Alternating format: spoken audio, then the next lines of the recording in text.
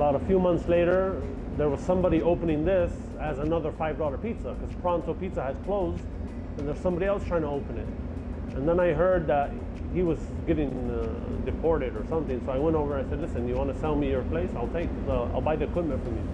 He said, no, I already sold it to somebody. I said, okay. So a few weeks later, I'm driving by and I see a for lease sign. So I called the number. He said, yeah, it's available. And I leased the place for free. You know, it didn't have no equipment, but you know, I bought my own equipment.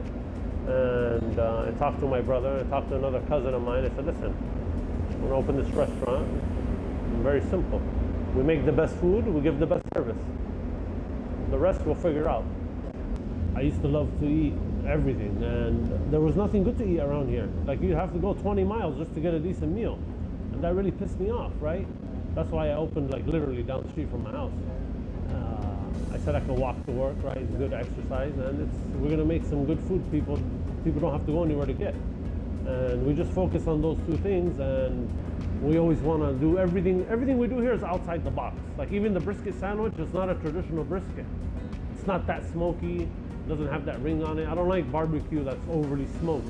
I love to create different things. Like, I'll stand on top of the blender with all these ingredients and I just start throwing stuff in and tasting. That's how I created the Jamaican jerk, right? I wanted something like really spicy, really earthy and vibrant, and I've had Jamaican jerk, but I didn't make it exactly the same as Jamaican jerk, you know what I mean? But this is like, my own twist. We want to provide the best food and the best service to everyone. Everyone is welcome here.